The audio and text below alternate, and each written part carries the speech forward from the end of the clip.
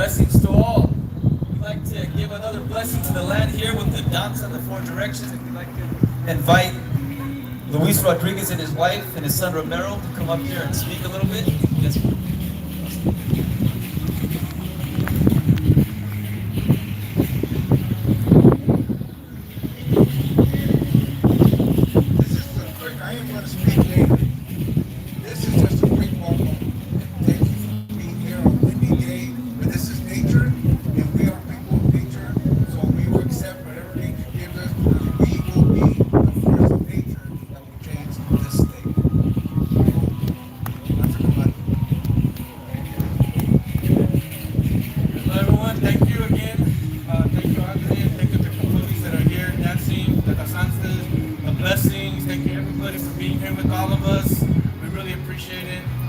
Like my dad was saying, this is a force, and we want to do this together.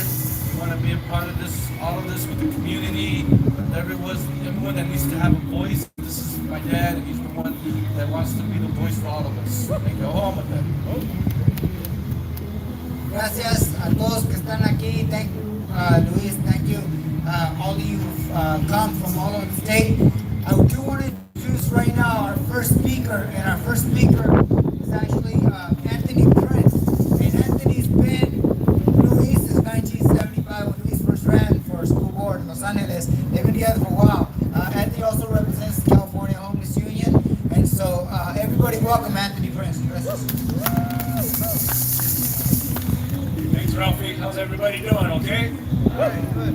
Okay, so far we're keeping the rain away, so let's keep on fighting, keep on marching, keep that rain away.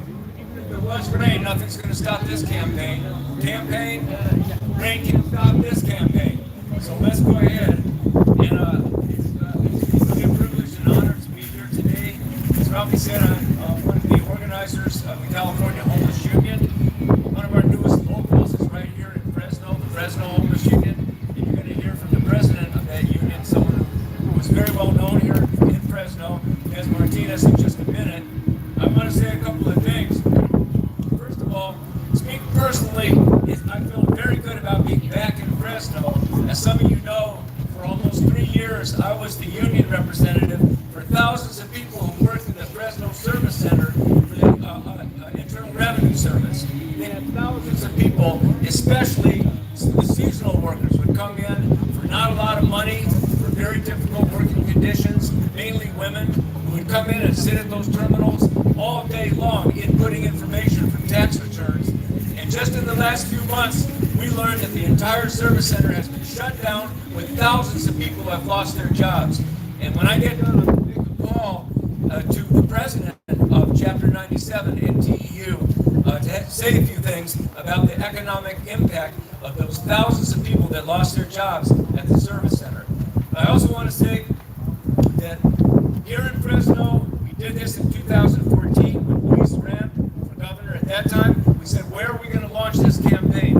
We chose the poorest county, the poorest part of the poorest county in California, Fresno, where so much comes together: urban, rural, farm workers, industrial workers, fast food, low wage, pollution. All the issues that come together in the state of California are concentrated here in Fresno. So this is the appropriate place to kick off a campaign that's built on those issues, the issues that our current administration has somehow forgotten about when they talk about the economic miracle of California. Is it a miracle that 8 million people live at or below the poverty line in the state of California, the wealthiest state in the country and the 5th largest economy in the world? I don't think that that's a miracle. I think that's a tragedy. But we're going to do something about that tragedy, and it begins with campaigns like Luis J. Rodriguez for governor of California. Am I right about that? Yes! All right then. I want to say, first of all, about the Homeless Union, why it is that many of us are out here supporting Luis. I go back, as Ralphie mentioned, both of us were 22 years old when Luis ran for Board of Education in Los Angeles. And he didn't win, but he changed the narrative. After Luis's campaign for school board, it changed the dialogue. It changed the focus to the issues of equal quality education for everyone in Los Angeles. And then in 2014, when Luis ran for governor, that also changed the narrative. He came in 5th out of a field of 15 candidates, and first amongst those candidates who were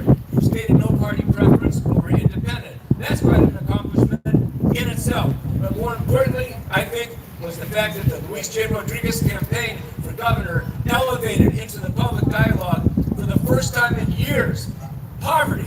The fact that there were millions of Californians falling through those cracks, falling down through the so-called safety net. After after the primary campaign, the actual opponent, the opponent who was left, Anil Kashkari, who challenged Governor Brown, he took up issues of poverty. He took some of the issues in our campaign so he could beat up on Governor Brown at that time. So in that way, Luis, he elevated the discussion. He focused the discussion on subjects that were not being talked about in California for many, many years. So the homeless union is very much a part of this campaign. As you know, homelessness is exploding everywhere. Tent cities everywhere. People in encampments. People on the streets. People in the RV parking lots. People doubling, tripling up. We have farm workers living in chicken coops. We have entire families, 4 or 5 families, squeezed into little weekly rate hotels. The hidden homeless out of the homeless. So we know there's a statewide crisis of housing in this state, and part of the campaign, a major aspect of Luis Rodriguez's campaign for governor is to immediately address this question of housing. There's plenty of housing available. There are plenty of vacant units. There's city-owned, city-managed, county-owned, county-managed, state-owned, state-managed properties sitting vacant, high-rises, government buildings, buildings that are tax delinquent. These should immediately be made available to people who are suffering today, as we speak, on the streets of Fresno, in the encampments, on the streets of the state capital, in Sacramento, across California.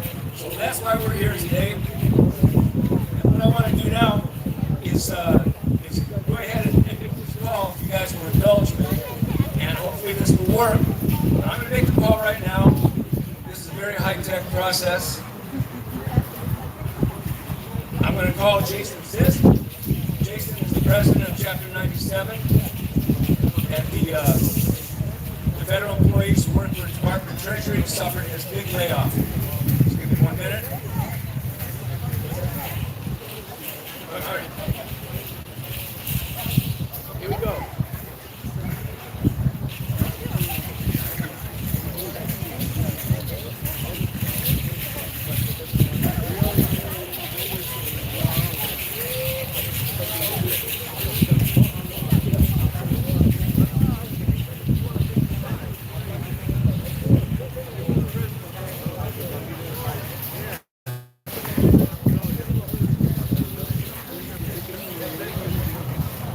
Hey, Jason. Hey, this is Anthony. How you doing? Okay, I'm fine. Listen, I got a microphone right here. We got this rally. I'm going to put it on speaker, hold it right up to the microphone, and if you want to take a few minutes and talk about what's happened at the service center, the economic campaign, go ahead and do that. You got to hang on. All right, go ahead, Jason.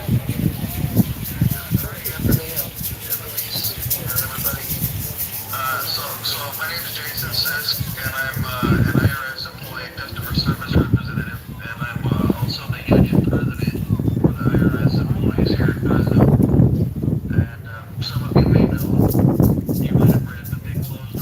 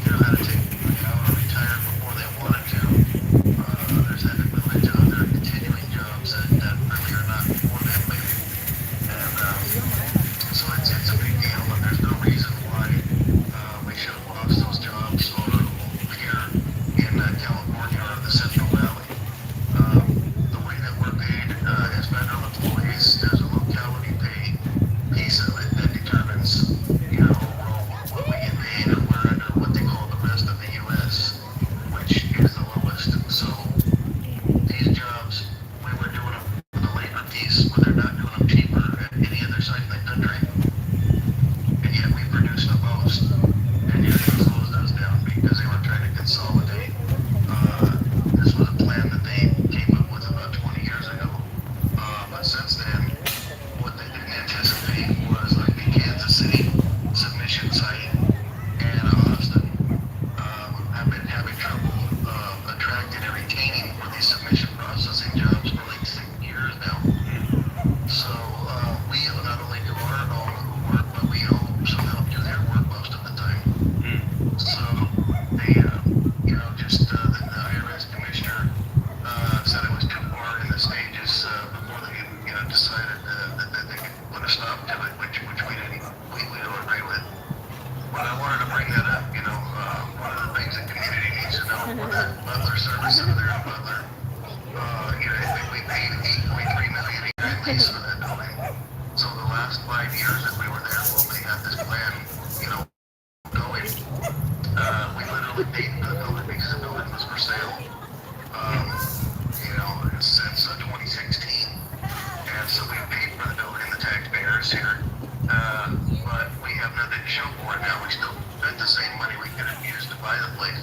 And we retain the jobs here. Right. And so you guys will be seeing the stuff on the news and in the newspaper if you're not already on the internet. They can't process the returns. So I just wanted to bring that up, because, I figure Luis is here and, a lot of the community and bring this to their attention because this impacts a lot of people. The local taxes that it helps bring in, benefits everybody locally here when we have the jobs here and that type of stuff. So I want to bring it to all the political leaders that, have maybe a contact or a position to make something happen about it. Right. Okay, Jason, I gotta let you go. Okay. But we'll hear more from you. We want to thank you, and you and I will talk a little bit later.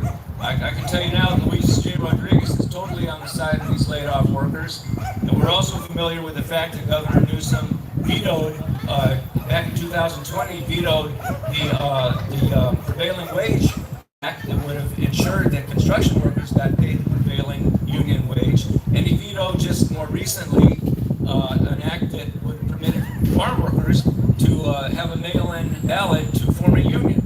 And that leads, and of course these low-wage, non-union jobs are what is driving poverty, deepening poverty in the state of California. So we're going to fight this thing out here in Fresno. We're going to fight this thing out all across the state of California. We see part of that fight. So we'll talk later, Jason. Okay, thanks so much for joining us this morning. Okay, take care. Bye now.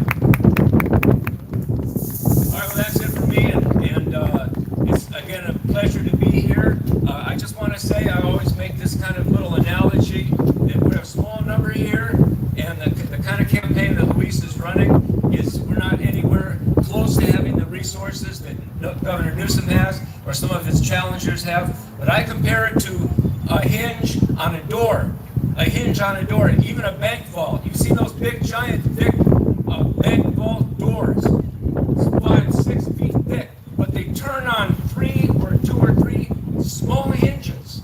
The whole big thing turns on something small. And that hinge has to be strong, that hinge has to be put in the right place, and that hinge has to be affixed tightly to the door and tightly to the frame. This campaign can be that hinge, and a big thing can turn on that hinge. The big thing is the growing movement of poor people, homeless people, low-wage people, people struggling, families barely surviving, falling. They're not even cracks anymore. They're chasms. They're cliffs that people are falling off to the utter disregard of the current administration. So we can be that hinge, and the big door of social change, of systemic transformation can turn on it. So I'm glad to be part of that hinge. I know you guys are glad to be part of that hinge. And so thanks so much for having us this morning. Thank you, Anthony. Appreciate those words. Speaking about homeless and houseless people who are struggling, we have a local activist here. A lot of you may already know she's a powerful organizer. People fear her for that very purpose. She's a great friend, Desmond Come on up, Des Martinez. You don't know her? You get to know her.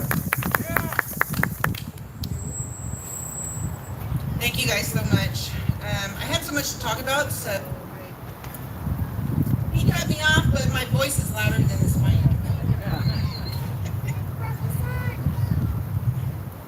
Okay, so my name is Des Martinez, and a lot of people know that I started activism here through raising awareness when I was experiencing homelessness on the streets of Fresno.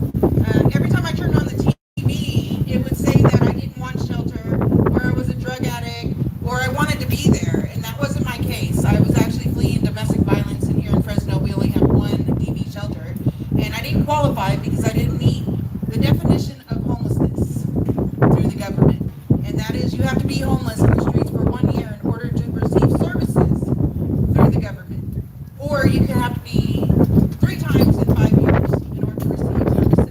So therefore I had experienced life on the streets of Fresno, and that's how I ended up on the streets of Fresno, was because of the lack of resources we have here in Fresno, California. I want to start talking about the sweeps. We need to stop the sweeps. We do not have enough shelter for all.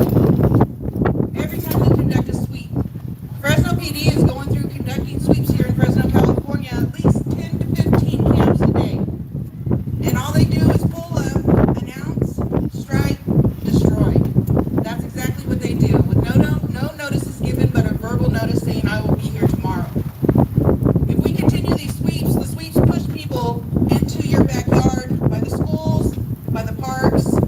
But if we had safe areas, safe zones, safe camps for them to go to and await services such as a shelter bed, then we wouldn't have people all over Fresno in our backyards. So I'm asking for everybody to stand up and ask the community, ask your mayor to stop the sweeps here in Fresno, California until he provides shelter for all 4,000 people out here on the streets of Fresno. 600 shelter beds is not enough. We need more. We need affordable housing. Sorry, too much to talk about. We lose about 120 people on the streets of Fresno are picked up dead on our streets, but nobody talks about that. If we had 120 dogs dead on our streets, people would have a fit. Our city just spent $2.5 million on a pet sanctuary, which we need, because I love pets.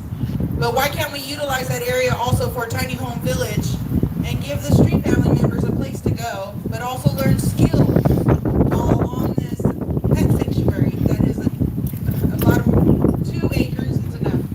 It's enough for a tiny home village. It's enough to get them some training. They can train the dogs. They're amazing at training their dogs. As you see, they walk around with no leashes, and their dogs do exactly what they want. We can't even get house people to train their dogs. Sorry, my phone keeps locking me out. Tiny home villages. We need tiny home villages. Affordable tiny home villages. We need more RV parks, trailer parks. We need mental health services out here in the streets. We need addiction services, facilities, shelters with educated staff and training for mental health services, addiction, trauma, culture training, de-escalation. We need staff with compassion inside these shelters. Right now we have an estimated 4,000 on our streets. We have approximately 8 low barrier shelters full constantly every single day. 1 emergency 2-week voucher shelter, 2 family shelters, 1 women's shelter, and 1 DV shelter, and they are constantly full and you can go on a waiting list. We also need to help prevent homelessness. Currently right now in Fresno, California, Trails End is fighting for their homes and the residents' ownership. So often right now people can only afford places that are run by slumlords. If the land were back in the people's hands, we can do a better job of taking care of our homes and keeping our rents manageable, because the people are in housing for their lives, not profit. We need rents, stabilization, rent control. That would help prevent landlords from raising rents often and limit the increase allowed. We need right to counsel. This would improve and expand on existing programs that provide free legal counsel for residents facing possible eviction. We need fair chance housing. This policy would prevent housing discrimination in rentals, leases, subleases, or occupancy agreements on the basis of arrest and conviction record. Conversion restrictions. limit the ability to the city convert housing into units, and provide the system that provides notifications of conversions along with prioritizations of existing residents to purchase the unit or the house. Here to stay community land trust. Community land trust, CLTs, create affordable housing that remains affordable over an extended period of time. We need here to stay homeowner rental assistance programs. Assist owners with renovations and energy upgrades, first-time home buyers with down payments and closing costs. Rent assistance would establish a fund to assist people with maintaining rent or becoming homeowners. Here to stay deposit program. Establish an alternative rental deposit system that would allow renters to submit their deposit directly to the city, which would be placed into a high interest yielding account. Moratorium on encampment sweeps. Place a 5-year moratorium on encampment sweeps for economic development, encouraging the city to find valuable alternatives. Public health impact reports. Areas facing displacement also suffer with existing public health. New development should not occur after a public health analysis report has been completed and shared with the public. Environmental justice and climate planning. Due to the pre-existing vulnerability of the Fresno residents to climate change, with extreme heat events already occurring, it is critical for the city to begin working on environmental justice energy management. Plan to make sure Fresno residents are protected, even in a natural disaster or in extreme weather. We have to combine the housing and homelessness together because we need to prevent homelessness, but once we become homeless on the streets of Fresno, we need to find other alternatives. We're not all bad out here, you guys. We do have mental health. We do have illness out here. We do have addiction illness out here. But not all of us are out here for the same reasons. Every single one of us are out here for a different reason. And with the wildfires and COVID, we now have approximately another 1,000 individuals on the streets of Fresno. This is not their fault. This is not the city's fault or the community, but it is a community problem and we need to work on it together. Instead of complaining, we need to be going to our state capitol. We need to go to the mayor. We need to go to board of supervisors, city hall. We need to stand up and speak up together because the numbers matter. Our numbers matter. When we walk in there with 2 people, they don't listen to us. But if we walk in with all of y'all, they will listen to us. So I'm asking that you guys start joining in city hall council meetings, board of supervisors, speak up, hold accountability on our mayor and our city for the lack of resources that we have. They just made a report that they took 70% of the ARPA funds to the Fresno Police Department. Why? They just sent $10 million out of the mayor's budget to the Fresno Police Department to address homelessness. Address, which only means they have to pull up, tell them to leave. You can't stay here. That's all we hear. You can't stay here. You gotta go. We can't stay here. And then they take our homes with them. So now we're going out. We're hustling. We're trying to find new homes. Unfortunately, it's that tarp you have hanging on your fence. But that tarp you have hanging on your fence is gonna keep me dry tonight. And I'm sorry I took it. But we need to start thinking about the differences and the different individuals we have out here. We don't have any drug rehab. We have one, and it's full, and there's a year waiting list. We don't have any mental health facilities enough here in Fresno. If we have 32 beds, we have 4,000 people. How are we going to help? So it's going to take the community together to stand up and fight against what's happening here in Fresno, California, and all over the Central Valley and beyond. The whole state of California. We're all going to have to stand together and understand each other. Come out and talk to us. Sit down with us. Get to know us. Because every single one of us has a different story out here. So, again, I'm Des Martinez. I'm here to represent Fresno Homeless Union and California Homeless Union. So, thank you guys so much for your time. Thank you, guys. Our next speaker, Veronica Loya. She's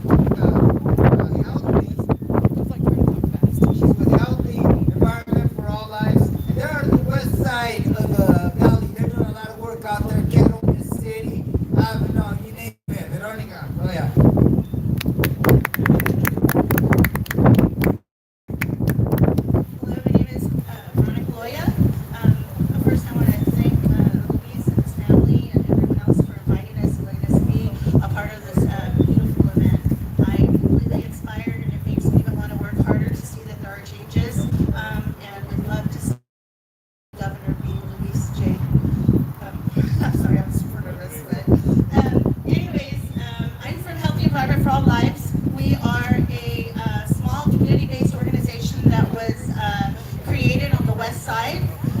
First, we came about with our fight against the Avenel landfill. Avenel has a landfill right in the community, hundreds of feet from health clinics, schools, homes, low-income housing, you name it. And we have to deal with this on a daily basis. Avenel gets tons and tons of garbage coming from all different communities, all different counties, and we cannot do anything about it. We've tried, we fought.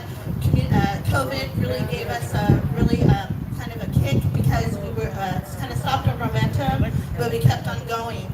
My reason for wanting to come here and speak today is because a few months ago, Governor Newsom visited our town to celebrate the amount of people that had received the COVID vaccine in our community, without realizing that we're a farm-working community and farm workers have to protect themselves. The reason why they got vaccinated was because they needed to continue to work. There wasn't anybody that, oh, here, take this vaccine, I'm going to do it for you. No, they're trying to get and celebrate something that people had to do, and not without the understanding of what these communities deal with on a day-to-day basis. Coming into our community, you see a 1,300-foot pile of garbage, but did he address that?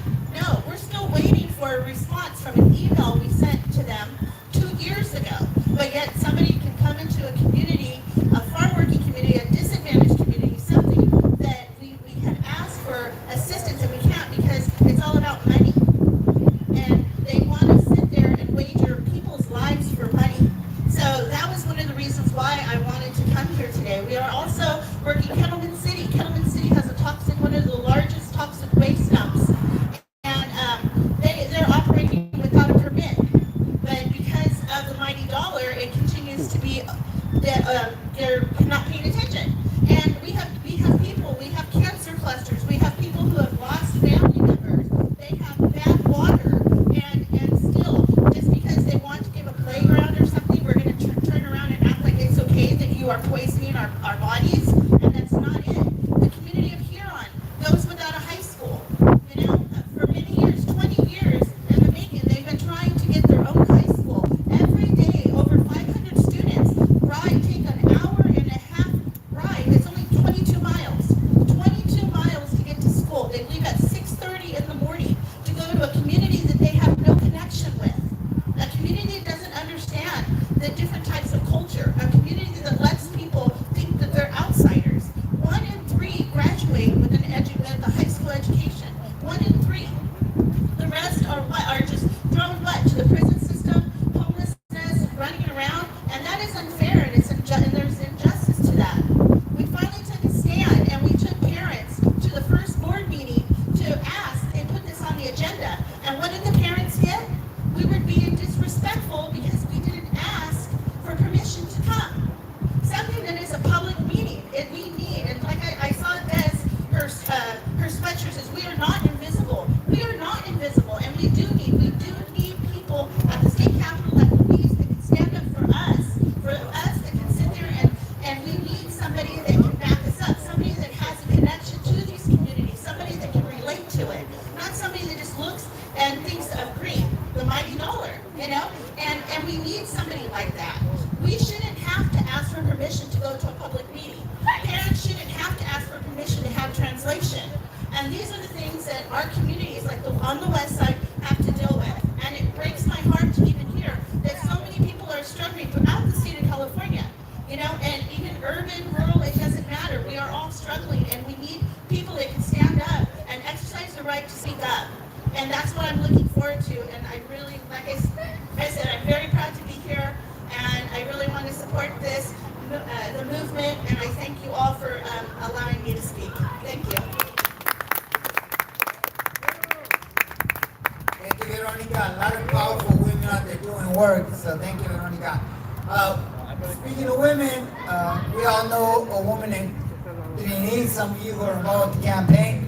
I asked to introduce her, and you know, I share a profession with her. We're both educators. So some of you know Drini. I'm going to invite Drini to come up here. Some of you know her as Luis's partner. So Drini, come on up.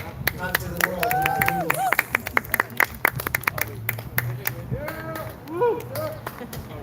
Thank you. I look out and I see a lot of people with a lot of hope. And I also see a lot of people working hard, and they've been working hard for a long time, all your adult lives probably. I know that's true for me. I first met Tony in about 1975, just like Louis, my husband. And it's been since then when I started understanding how important it is, not just to go to school and not just to know what you know and make sense of your experiences, but also to believe in yourself and to figure out what it is that we got to do to change the things that happen to us, that happen to our families, that happen to our communities. And so it's really good to see people, again, who have been active all their lives. But I want to say that one of the things that we need to do is to understand that it's not enough. I don't want to leave this world and know that all this time has been spent and that nothing gets done. And it's not to say that we haven't been doing anything. But the problem is that there's a question of power here. We have been struggling, but we do not have the power to change things. And we got to change that. We got to change it so that we know that when we speak, somebody hears us.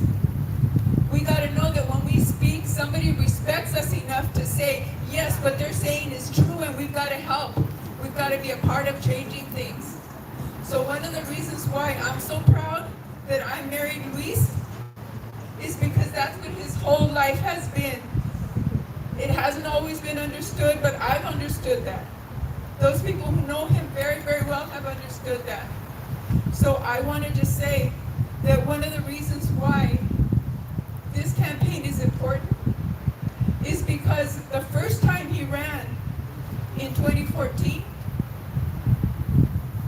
he really woke up a lot of people with a lot of hope that somehow he could become a governor for this state, the richest state in this country. The richest state in this country, and yet so much of the budget goes to militarization of our communities, the penal system that basically warehouses people, communities like ours who are out of luck, who run out of ways to survive and end up breaking laws because they're criminals of wanting a better life, wanting housing, wanting health care, wanting their kids to have better schools, and yet they don't get it. And so we become the criminals that get locked up. So I want to say that it's important for us to remember that this poverty that we're trying to end also is a poverty of spirit. The spirit that somehow we've forgotten that we are all related. Nobody's better than someone else.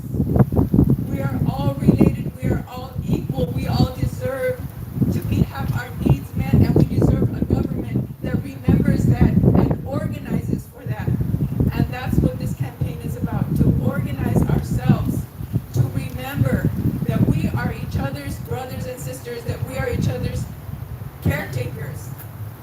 We're supposed to remember that the land that we live on, we can't live without it.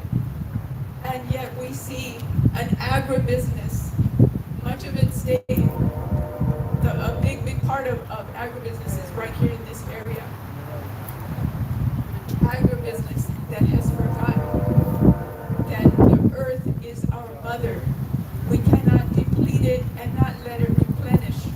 We can't do that. We can't do it to the land. We can't do it to each other. And we need to remember that we need people that are responsible enough to remember it and then do something about it. That's the kind of governance we need. And why is it that this campaign has the taglines, you might want to say, the slogans? Dream and deliver. We're saying dream and deliver a California for shared well-being. Not where some people hoard everything that gets all the resources and forget that the resources are created in order to feed and meet people's needs. We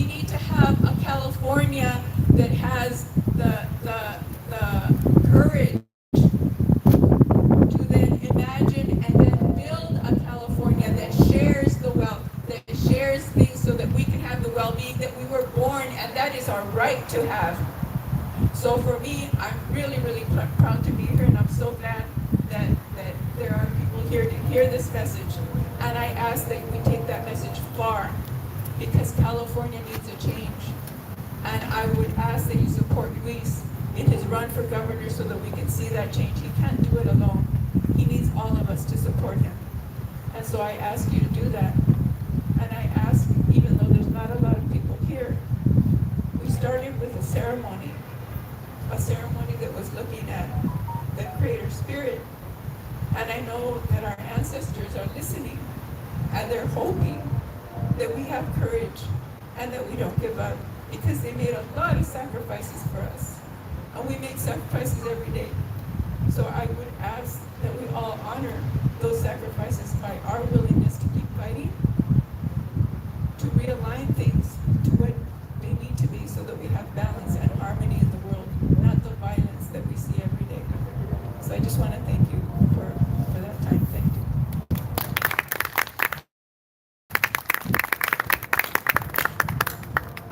That was powerful. Gracias, Trini. And I want to thank everybody who is here despite the weather. This is awesome.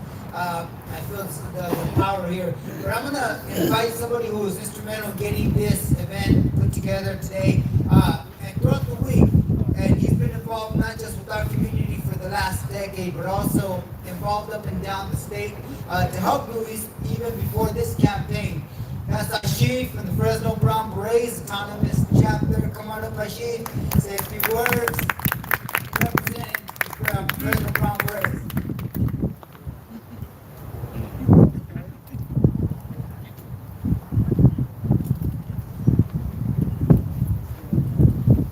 Hello, everybody. First of all, I want to say it's an honor to be here and humbled, to be around you all. You were the greatness, and you are all the ones that inspire me. So whatever I've been a Brown Beret, active with the Fresno Brown Berets now for over 10 years.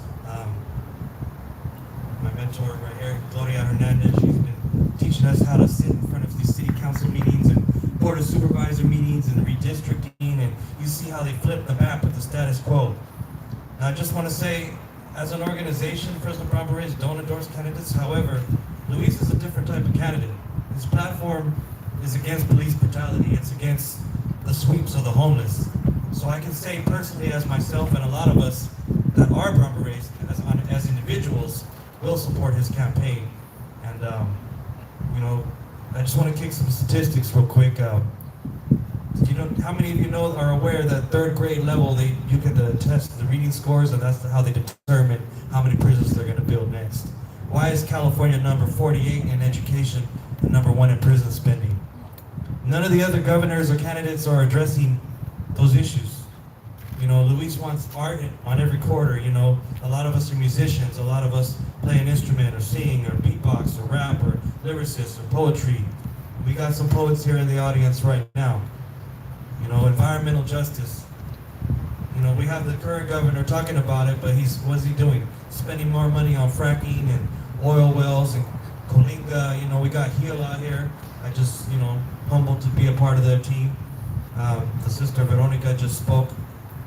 I want to highlight those issues, and I feel like with Luis running, it's empowering to a lot of us, because no one's addressing the waste management in Kettleman City but Luis. It's part of his platform. We're not talking about building more oil wells or fracking or dump sites and landfills. That's not what the campaign's all about. We're counter to that. We're about, connecting with Mother Earth, tierra, you know what I mean, the madre, This is, no other candidate you're going to see for governor opening up with the Mexica sunrise ceremony. And big props to Andre right there and Calpulio Centejo. I've never seen this ever in my 37 years of living, a sunrise ceremony opening up for a candidate. So, yeah, I don't know what else to say other than honored to work with y'all. La lucha sigue, si se puede, que viva la causa.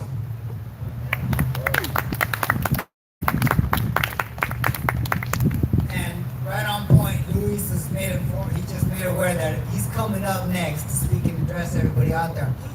I want to repeat just a couple of things that she made make it clear, is that as Brown Berets organizations, we throughout the country, we do not endorse candidates.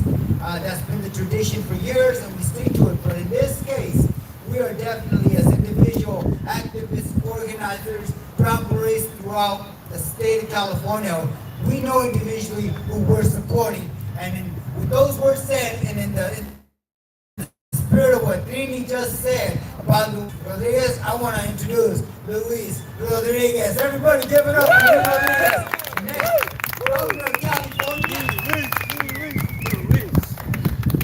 Thank you all, thank you for being here. We're not going to take up a lot of your time, but I want to leave you with some quality words and some quality actions. I'm running because of you. People think that I'm doing it for myself. That I have no personal interest other than the betterment of our communities, other than the end of poverty, other than ending homelessness. There is no way a state like California, with all its richness, with all its capacity, with beautiful nature, should have people in the streets. In LA County, we have 68,000 homeless people. That is a crime. And the crime isn't that they're the criminals. The criminal is a system that forced people who used to have homes, used to work in jobs, can't get those jobs, and even when they're working, can't get a home, are being driven out of our communities. That is the crime. And we don't have to have that. We can stop that as people. We can stop it with your actions, with your organizing, with your unity. My idea about this campaign is there's no way that we can have a campaign just for an individual. This is a campaign for a movement that is already there. I'm not creating a movement, I'm connecting to movements that have already existed. These movements are about, there's a Poor People's Campaign, for example, that I'm part of. We're active with the Poor People's Campaign. There's a Union of the Homeless that has been organizing for years, and I want to thank my brother Tony Prince, but also Wes was here, and also Des, and all the people from the Homeless Union, because these are the people most impacted who will tell you what the answers are. You don't have to do studies. You don't have to get a bunch of people all together in the room to see what the answers. Go to the unhoused, they got the answers. Go to the people who are most impacted, they know what needs to be done. And we don't ever do that. We go around all these things. We waste a lot of money, millions of dollars, just to study problems. And then we don't do anything to fix them.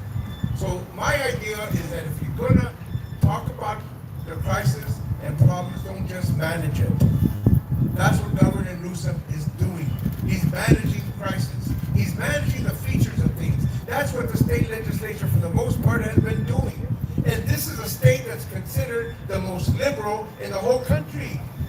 So you can imagine how bad things are elsewhere, but if this is the best that the liberals could give, and I'm not one to knock anybody down if you're liberal, what I'm saying is we have got to be more than that. We have got to be about real solutions. We don't manage crisis, we get to the root of it. We get to the bottom of it. We say, why is this happening? Why did we have a mortgage crisis in 2008 that forced millions of people to lose their home? And the only thing the government did was to pay off the banks to keep doing it. Why? This is important for us to know that we've been conned every step of the way, and we're tired of being conned. We're afraid of some very big predators. They call that predator lending. But guess what? Did they get rid of predator lending? It's still going on. During the pandemic, my wife and I almost lost our home. I'm not any better or worse than anybody else.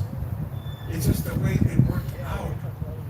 I'm giving you a quick thing. We had equity in this house and me and her bought. We couldn't get to it because there's a thing called debt to income ratio.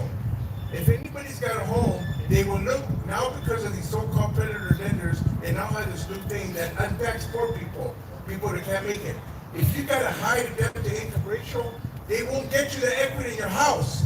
You have to sell the house and lose, or get your equity. In other words, you have to lose your house to get the equity. Hope I'm making sense.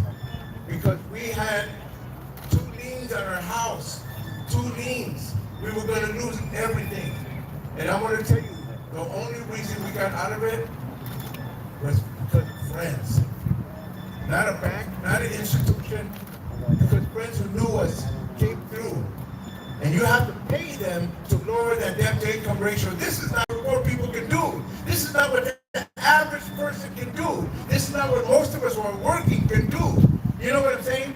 We got to change that because people are losing their homes even though they're capital payments, even though they're working, they're still losing homes. You cannot win in the way the system is set up because it's set up so no matter what you do, you're going to be losing.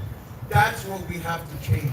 So it's not about me winning, it's about us creating a situation where every one of us begins to win. Every one of us has the housing that we need. Every one of us has the tools and resources and jobs that make sense for us, not just jobs that somebody give us. Every one of us has a union job, can be able to sit at the table to determine our wages, our conditions. I'm really glad that Jason from the Treasurers Union came in to speak because we want to also represent all those people who are being pushed out, including the farm workers, including so many others who have been fighting in the state for decades, and not getting what they need. And we still got a governor, Newsom, who has completely abandoned them.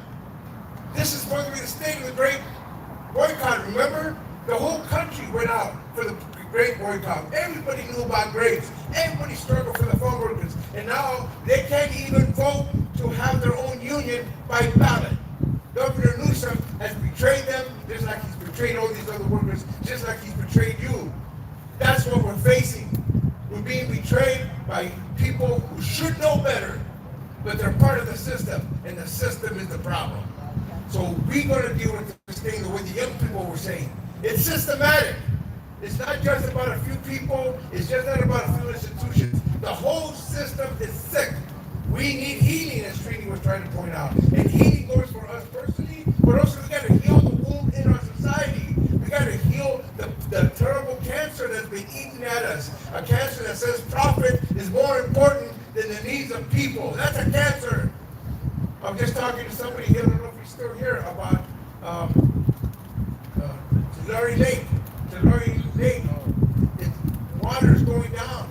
If they fill it, if they do it properly, it can help a lot of people. But there's a lot of rich developers around there. They won't let us do this. They won't care about other people. They want to just keep this land for themselves. People with a lot of money profiting off us. This is what has to change. And I know that there's nobody else saying what I'm saying. As governor, I'm the only one saying this. So this is what I'm going to ask you to do. I can't do what Newsom has. He has more than $25 million in this campaign. He won't show up to candidates nights to debate me or anybody. He doesn't have to. He's very complacent about it because he thinks he's got it in the bag. What I need you to do is talk to all your streams, your friends, all the groups you know, and tell them to vote for Luis J. Rodriguez.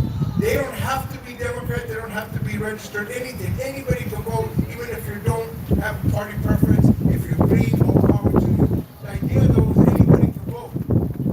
Vote me to be the challenger against Newsom all the way to November. He's got 26 candidates on that governor's state. 26. Most of them are Republicans. And we know the Republicans are just going to push everything back. But we know the Democrats are going to be inept. They're not going to deliver. So what we need from all of you is to make sure there's enough votes for people registered. You know, I've talked a lot about gente. I say gente, but I'm talking about poor people, poor class people, all races, but also gente, raza. Many were not registered.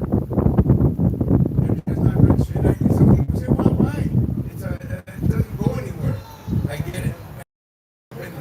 But we cannot give up any space to the big money. We cannot give up any space to these corporations. We cannot give up any space to the Democrat and Republican corporate-run parties. We have to take that space. We have to say we belong here like everybody else. And so we tell people, register, voice, and vote. Get out there.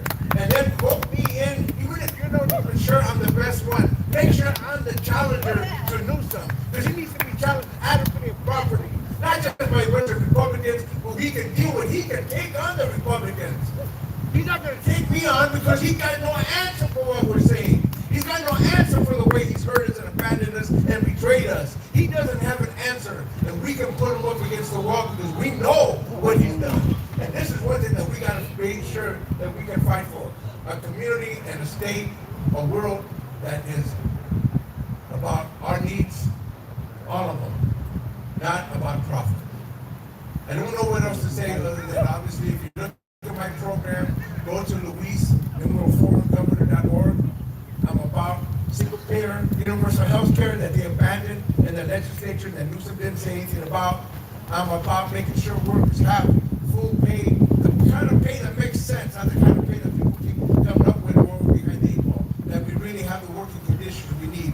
I'm about universal quality education. I was around when UC Berkeley was free.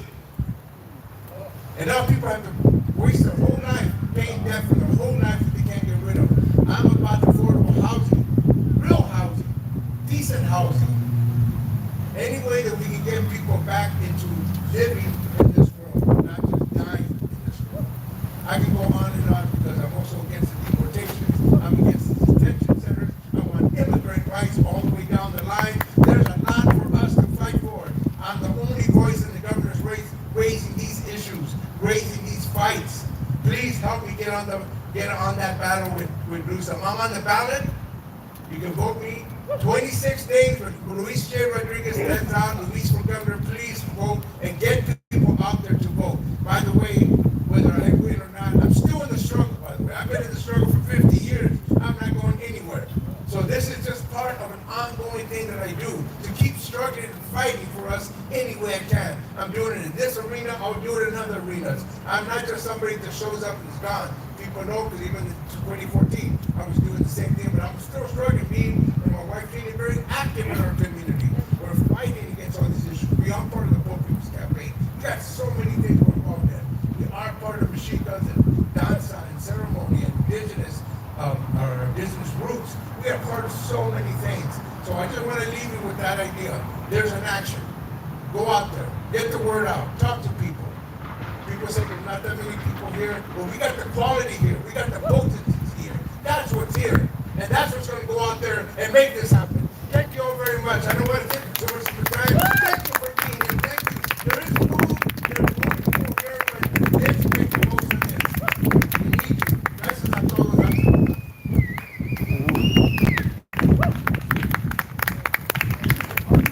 All right, thank you, Luis, for being here today. Please take time. We got some announcements from different people out there in the community. But take time to exchange numbers, get caught up with people who you may not know. Connect with Hio, connect with Luis, connect with other groups, including the Green Party and others who are present here today. Let's do this. Let's make this happen. Luis, gracias. And let's enjoy some music and some food. Thank you, Andre and Hashid. We're going to have some announcements coming up a little bit, but let's do this. We'll take a quick